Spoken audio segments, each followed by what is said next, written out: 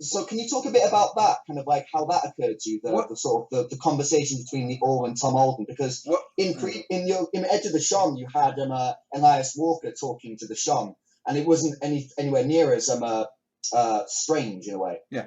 Well, in the Edge of the Shone, there's the character called the Dogfish, which is this supersized, basically, it's sort of like the white whale of that book, but it's also sort of, there's also a Grendel and Grendel's mother kind of thing with that, because there's a creature that the Captain Elias Walker, when he's supercharged, ends up battling, and it's a symbolic battle. So I thought to myself, uh, I don't want to end it with it being Tom's dream, although Tom does seemingly wake up. But then, in his waking state, he gains these powers. Then it turns out he loses them, and how he loses them, supposedly, is there's this creature called the All. And I got that idea from comic books. I borrowed that. I forget whether it's the DC or the Marvel universe, which are the two major comic book companies in the U.S. There's a character known as the One Above All, which is the equivalent of Jehovah, Yahweh, the Christian God, and then there's the One Below All. So I said, let me just do the All, and here's where synchronicity happens. So the All was going to be this character that, like in India, dreams, and the All apparently comes from the future or is outside of time, and discovered Tom Alden's writing and was moved by Tom Alden and decided to visit Tom Alden. And in doing so, however, when the All dreams, it changes reality, at least for while it's dreaming. So so it could be that the whole of the book has been dreamt of by the All. But then I said, my mind, I said, well, what's interesting is Tom Alden, T.A., the All, T.A. So is that, again, another aspect of Tom Alden? But then we also know that there is a voice outside of that. And if you recall, the character that is speaking in the third person, turns out that there is, you may have missed it, but I don't know. There is a hologram that apparently in one of the levels is crossing the street and sees Tom Alden. Yes, no, I actually have this open right here. Like, if you permit me to read a bit of it. Yeah, like, go ahead. Go ahead if you want. It's so jumped out at me that I had to kind of actually screenshot it, because it all strikes me as it's so interesting. I was saying that there's not too much sort of internal sort of stuff, but then again, like, I contradict myself by producing this story, which is actually kind of classic sort of Schneiderian sort of interior monologue stuff. And if I just get it up here,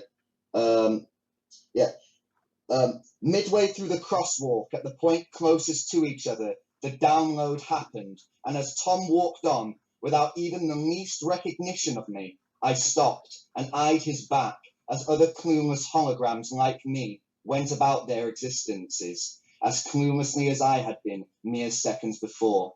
We had walked not together, but at cross purposes in a crosswalk. And as I paused, as Tom shrunk in my cocked view of him, I wondered what any single step one takes at any point in one's existence means, what it really means, or even can mean. Yeah, well, that was me. So there's that element, and then we actually get towards the end. Helenka seems to wake up. So has Helenka been the dreamer? Is Helenka in charge? Is Tom in charge? Is one of the holograms? Is it the All? We don't know. Yeah. And in a sense, it doesn't really matter, because they may it may not be that the levels are consistently going down. It's like that thing about people hectoring Patrick McGowan, kind of like, well, what the fuck was that all about with the ending? Like, whose dream really is it? And it is. It really shouldn't be an answer. That would just it's right. Not, But it's also very similar to the Hindu idea of circular time, because we end up back at chapter 0, then chapter infinity, and in the end, Helenka's waking up. And so it begins and it ends with "Where's my wife?" and then we seemingly get an answer, or is it an answer? Yeah,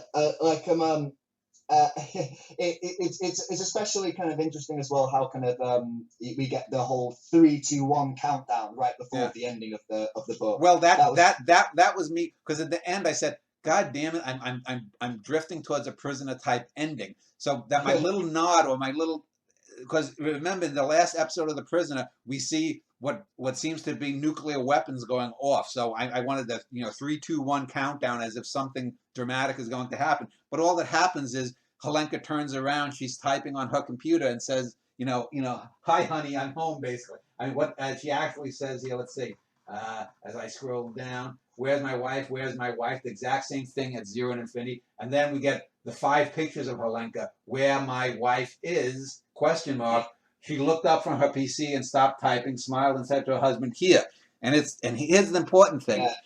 The book opens, the very first words of the text, even though they're outside the seeming diegesis. So, where is my wife? Where?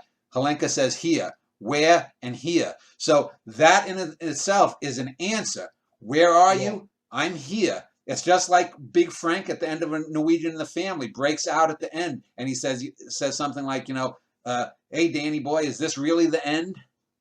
Yeah. I've in my notes for kind of like our talk, like at the top of the page, I've got fuck, I feel down. This novel, so it goes. Well, yeah, and it's a Puda Wheat moment to go back to Monaghan. Yeah, Puda Wheat.